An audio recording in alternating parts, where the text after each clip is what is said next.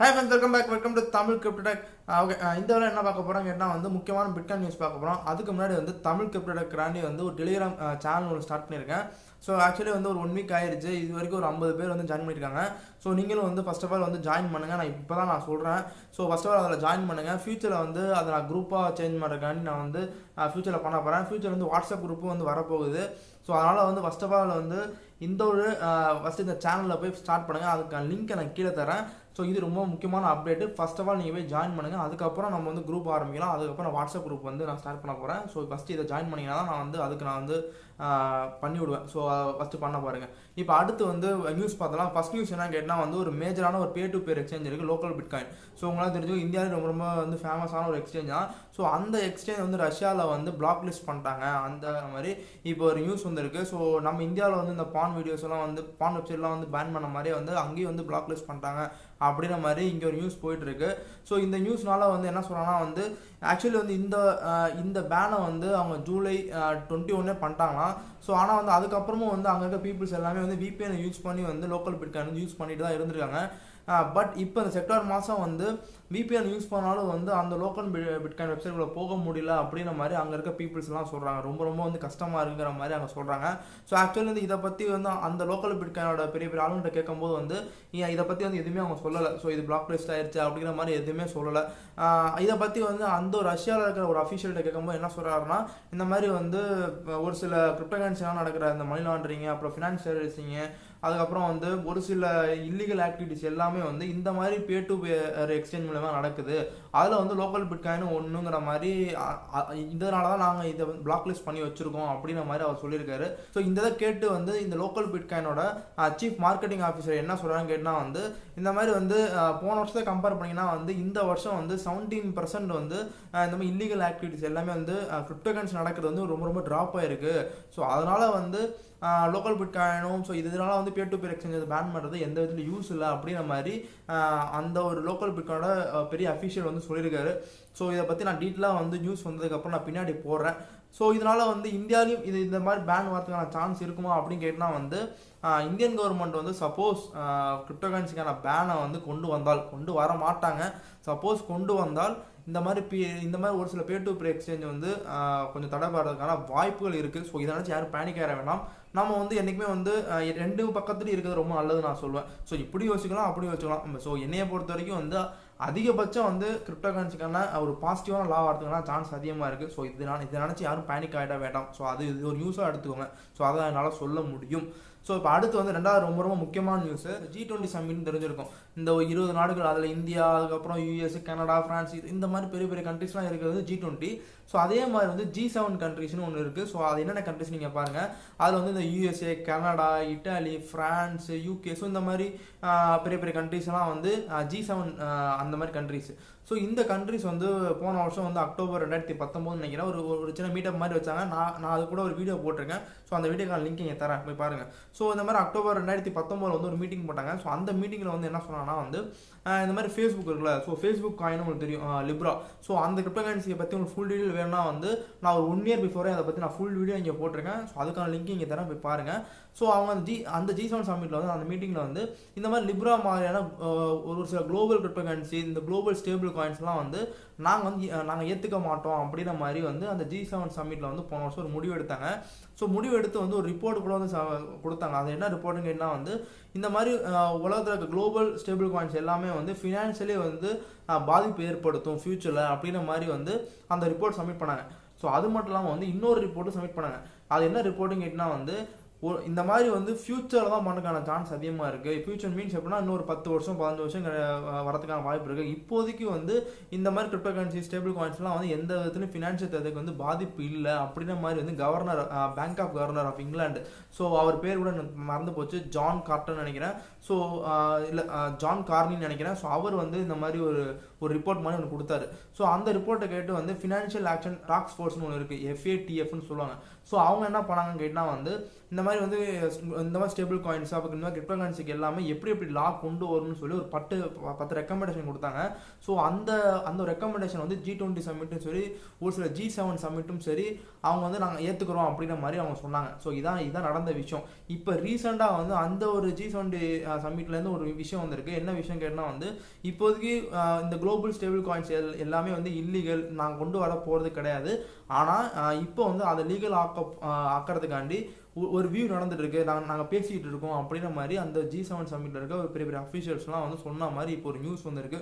So அதை பற்றி வந்து இன்னும் டீட்டெயிலாக வந்து இப்போ இந்த கொரோனா இஷ்யூஸ்லாம் முடிஞ்சதுக்கப்புறம் வந்து மேபி அவங்க பேசலாம், இல்லைனா இந்த ஒரு சில ரிச்சுவல் மீட்டிங்கில் கூட வந்து அவங்க பேசுறதுக்கான வாய்ப்பு அதிகமாக இருக்குது. ஸோ அது வந்ததுக்கப்புறம் வந்து உங்களுக்கு என்னென்ன பேசுகிறாங்கன்னு சொல்லி நான் ஃபுல் டீலாக ஒரு வீடியோ போடுறேன். இப்போதைக்கு வந்து ஒரு டாப் அஃபீஷியல்லேருந்து வந்து நாங்கள் வந்து இந்த மாதிரி குளோபல் ஸ்டேபிள் காயின்ஸ் எல்லாமே வந்து லீகல் ஆக்கிறதுக்காண்டி நாங்கள் லீகல் ஆக்கலை, பட் இதை வந்து நான் பேச்சுவார்த்தை நடத்திட்டு இருக்கோம் அப்படின்ற மாதிரி தான் சொல்லியிருக்காங்க. ஸோ அதை பற்றி நான் ஃபுல்லாக பார்ப்போம் நம்ம. இப்போ அடுத்து வந்து மூணாவது வந்து ரொம்ப முக்கியமான நியூஸ் இருக்குது. என்ன பார்த்தீங்க மூணாவது என்ன முக்கியமான நியூஸ் கேட்டால் வந்து யூகேல இருக்க ஒரு பெரிய பில்லியனர். ஸோ நம்ம ஊரில் எப்படி டெக்கன் கிரானிக்கல், ஹிந்து இந்த மாதிரி நியூஸ் பேப்பர் இருக்குல்ல, ஸோ அங்கே வந்து அவர் வந்து ஒரு நியூஸ் பேப்பர் நடத்திருக்காரு. அந்த நியூஸ் பேப்பர் என்ன கேட்டால் வந்து ஈவினிங் அந்த ஸ்டாண்டர்ட் இண்டிபெண்டன்ட் நியூஸ் பேப்பர்னு சொல்லி ஒரு நியூஸ் பேப்பர் இருக்குது. ஸோ அந்த நியூஸ் பேப்பர் ஹெட் என்ன சொல்லியிருக்காங்க கேட்டால் வந்து இந்த மாதிரி வந்து கிரிப்டோ கரன்சிஸ் அதுக்கப்புறம் ஸ்மார்ட் கான்ட்ராக்ட்லாம் வந்து ஃபியூச்சரில் வந்து இந்த ஃபினான்ஷியல் சிஸ்டத்தையே வந்து புரட்டி போகிற அளவுக்கு வந்து ஒரு பெரிய சக்தி வாய்ந்தது அப்படின்ற மாதிரி அவர் சொல்லியிருக்காரு. ஸோ அது மட்டும் இல்லாமல் வந்து ஒரு 2 நாளைக்கு முன்னாடி நினைக்கிறேன் நான் ஒரு வீடியோ போட்டிருந்தேன், யூகே கவர்மெண்ட் வந்து கிரிப்டோ டெரிவேட்டிவ்ஸ் எல்லாம் பேன் பண்ணாங்க. ஸோ அது தேவையில்லை அப்படின்ற மாதிரி ஒரு சில சின்ன விஷயம் அவர் சொல்லியிருக்காரு. ஸோ அது முக்கியமாக என்ன சொல்லியிருக்காங்க கேட்டால் வந்து இந்த மாதிரி பிளாக் செயின் அதுக்கப்புறம் வந்து ஒரு சில ஸ்மார்ட் கான்ட்ராக்ட்லாம் பெரிய அளவில் வந்து போகிறதுக்கான ஃபியூச்சரில் போகிறதுக்கான சான்ஸ் அதிகமாக இருக்குது. இப்போயே பீப்புள் வந்து அதை அதிகமாக யூஸ் பண்ண ஆரம்பிச்சிட்டாங்க. இந்த டீசென்ட்ரலைஸ்ட் அப்ளிகேஷன்லாம் வந்து அதிகமாக வந்து யூஸ் ஆகுது. ஸோ அதனால் வந்து ஃபியூச்சரில் வந்து இப்போ இருக்க சிஸ்டத்தை எல்லாத்தையும் இப்போ உள்ள பேங்க்ஸ் எல்லாத்தையும் சேஞ்ச் பண்ணிட்டு டீசென்ட்ரலைஸ்டு ஃபினான்ஸ் வந்து கண்டிப்பாக வரும் அப்படின்ற மாதிரி அவர் சொல்லியிருக்காரு. முக்கியமாக வந்து டிஃபை இஸ் ஒரு எப்படி சொன்னால் ஒரு ரெவல்யூஷன் அப்படின்ற மாதிரி ஒரு முக்கியமான வேர்டு அவர் யூஸ் பண்ணியிருக்காரு. ஸோ உண்மையிலே வந்து என்னையை பொறுத்த வரைக்கும் வந்து டிஃபைங்கிறது வந்து ரொம்ப வந்து நல்ல ப்ராஜெக்ட் தான். ஏன்னா வந்து இப்போதைக்கு ஒரு சில டிஜிட்டலைஸில் வேர்ல்டில் கொண்டு போகிறது தான் வந்து ரொம்ப முக்கியம். அது முக்கியமாக வந்து ஃபினான்ஸ் சிஸ்டத்தை வந்து கண்ட்ரோல் கீழே வச்சுக்கிறது வந்து பேங்க் தான். ஸோ அந்த பேங்க்கில் வந்து ஏகப்பட்ட ப்ராப்ளம்ஸ் எல்லாமே இருக்குது. அது இந்த டிஃபைல இல்லை. ஆனால் டிஃபைலையும் ஒரு சில ப்ராப்ளம்ஸ்லாம் இருக்குது. அது முக்கியமான ப்ராப்ளம்ஸ் என்ன கேட்டால் வந்து ஸ்கேம்ஸ். ஸோ இந்த டிஃபைங்கிற ஒரு பேரை வச்சுக்கிட்டு வந்து ஏகப்பட்ட ஸ்கேம்ஸ் நடக்குது இங்கே. ஸ்போர்ட்ஸேஜ் ஸோ இந்த மாதிரி டீசென்ட்ரலைஸ்ட் அப்ளிகேஷன் சொல்லி அந்த மாதிரி ஸ்கேம்ஸ் நிறையா பண்ணுறாங்க. ஆனால் என்னையை பொறுத்த வரைக்கும் வந்து டிஃபை அப்படிங்கிறதுக்கு கீழே ஆல்ட் காயின்ஸ் பார்த்தீங்கன்னா வந்து ஒரு 3 ஆல்ட் காயின்ஸ் தான் என்னை பொறுத்த நல்ல ஆல்ட் காயின்ஸ் நான் சொல்லுவேன். ஸோ அதான் பெஸ்ட்டு. ஸோ அதனால் வந்து இப்போ டிஃபைங்கிற பேரை வச்சு உங்களை கண்டிப்பாக ஏமாற்றுன சான்ஸ் அதிகமாக இருக்குது. ஸோ அதனால் கொஞ்சம் பார்த்து இருங்க. நான் டிஃபை ரொம்ப மோசம் நான் சொல்ல வரல, கண்டிப்பாக வந்து அதுக்கு ஒரு பெரிய டெக்னாலஜி இருக்குது. ஆனால் அதில் ஒரு சில ப்ராப்ளம்ஸ் இருக்குது. ஸோ அதை பார்த்துக்கோங்க நான் சொல்ல வரேன். ஏன்னா வந்து 2017 வந்து இப்படி தான் வந்து இந்த லெண்டிங் ஐசிஓ இந்த மாதிரி கொண்டு போனாங்க. அதுக்கு முன்னாடி வந்து 2016 வந்து இந்த மைனிங் அப்படின்ற மாதிரி கொண்டு போனாங்க. போன வருஷம் என்ன பண்ணாங்க என்ன வந்து இந்த மாதிரி ஒரு சில MLM குரூப் வந்து ஸ்கேம் பண்ணாங்க. இந்த வருஷம் வந்து இந்த ஃபோர்ஸேஜை வச்சு பண்ணாங்க, ஸ்கேம் பண்ணிட்டு இருக்காங்க. ஸோ அதனால் நான் சொல்கிறேன் டிஃபையை வச்சு கொண்டு வந்தாங்கன்னா கண்டிப்பாக நம்பாதீங்க. நான் வந்து டிஃபைனா என்ன அப்படின்னு சொல்லி வீடியோ போட்டிருக்கேன். அது மட்டும் இல்லாமல் வந்து டாப் 5 டிஃபை காயின்ஸ் சொல்லி ஒரு பெஸ்ட்டு டாப் 5 டிஃபை காயின்ஸை பற்றி ஒரு வீடியோ போட்டிருக்கேன். ஸோ அந்த வீடியோக்கான 2 லிங்க்கு நான் கீழே தரேன். ஃபர்ஸ்ட் ஆஃப் ஆல் அதை போய் பாருங்கள். உங்களுக்கு டிஃபைனா என்னங்கிறது கிளியராக புரிஞ்சிடும். ஸோ புரிஞ்சதுக்கப்புறம் இப்போ இன்வெஸ்ட் பண்ண பாருங்கள். இப்போ முக்கியமான நியூஸ் ஆக்சுவலி இந்த நியூஸ் வந்து எனக்கு ரொம்ப பிடிச்சிருச்சு. என்ன நியூஸ் கேட்டால் வந்து 2030 இருக்குல்ல. ஸோ 2030 வந்து இந்த ஒரு பிளாக் செயின் டெக்னாலஜி வந்து இந்த ஒரு குளோபல் ஜிடிபியில் வந்து ஒரு 1% 2% அளவுக்கு இருக்கும் அப்படின்ற மாதிரி சொல்கிறாங்க. ஸோ அது மட்டும் இல்லாமல் வந்து அந்த மார்க்கெட் கேப் இருக்குது பார்த்தீங்கன்னா அது டோட்டல் வேல்யூ வந்து 1.46 ட்ரில்லியன் அளவுக்கு வந்து 2030 வந்து அந்த ஒரு ஜிடிபி லெவலில் இருக்கும் வேர்ல்டு லெவலில் அப்படின்ற மாதிரி அவங்க சொல்கிறாங்க. ஸோ 2021 வந்து கிட்டத்தட்ட வந்து ஒரு 66% வரைக்கும் வந்து மேலே போகும் இந்த ஒரு பிளாக் செயின் டெக்னாலஜி அப்படின்ற மாதிரி வந்து அந்த ஒரு PwC ரிப்போர்ட்டில் வந்து அவங்க வந்து மென்ஷன் பண்ணியிருக்காங்க. ஸோ அது மட்டும் இல்லாமல் வந்து 2025 வந்து இங்கே இருக்க இண்டஸ்ட்ரீஸ் எல்லாமே வந்து பிளாக் செயின் டெக்னாலஜி தான் வந்து யூஸ் பண்ணுவாங்க. ஸோ அதை தவிர அவங்க மேலே கொண்டு போக மாட்டாங்க. So block chain technology means என்ன கேட்டால் ஸ்மார்ட் கான்ட்ராக்ட், டீசென்ட்ரலைஸ்டு ஃபினான்ஸ், அதுக்கப்புறம் வந்து NFT இந்த மாதிரி பிளாக் செயின் கேம்ஸ் இந்த மாதிரி ஐட்டங்கள் எல்லாமே எல்லா இண்டஸ்ட்ரீஸும் வந்து யூஸ் பண்ணுவாங்க. ஸோ அதனால் வந்து இது அப்படியே படிப்படியாக வந்து மேலே போகும். அதே படிப்படியாக மேலே போச்சுன்னா வந்து 2025 மட்டும் வந்து 500 பில்லியன் அளவுக்கு வந்து இந்த ஒரு பிளாக் செயின் டெக்னாலஜிக்குள்ள வரதுக்கான சான்ஸ் அதிகமாக இருக்குது. 2030 வந்து 1.46 ட்ரில்லியன் அளவுக்கு வந்து இந்த ஒரு மொத்த ஜிடிபியில் வந்து இந்த ஒரு பிளாக் செயின் டெக்னாலஜி இருக்கும் அப்படின்ற மாதிரி சொல்லியிருக்காங்க. ஸோ 2030 வந்து முக்கியமாக அமெரிக்கா, சைனா இந்த ஒரு பிளாக் செயின் வந்து பெரிய அளவில் இருப்பாங்க.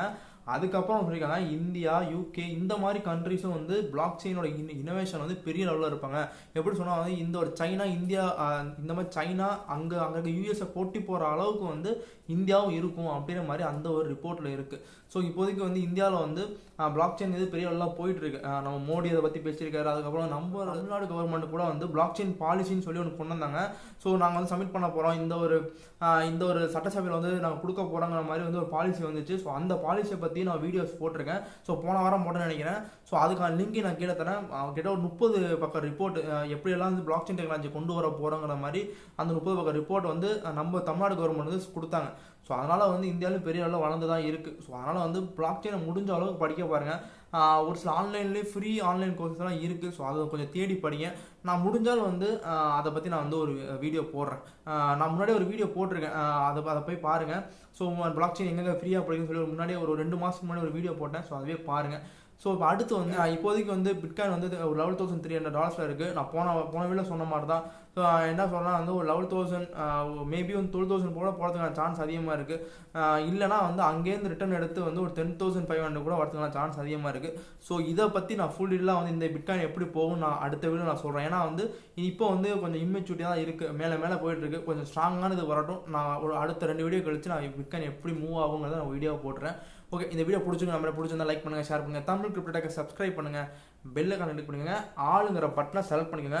முக்கியமாக வந்து நான் அடுத்த வீடியோ வந்து என்ன பண்ணலாம், முக்கியம் நான் சொல்கிறேன் 3 காயின் நான் சொல்கிறேன். EOS, அப்புறம் வந்து யூனிஸ்வாப், அப்புறம் வந்து சுஷிஸ்வாப். இந்த 3 காயினில் எந்த காயினை பற்றி வீடியோ போடலான்னு சொல்லி கீழே வந்து கமெண்ட் பண்ணுங்கள். ஓகே, பை, அடுத்த வரப்போம்.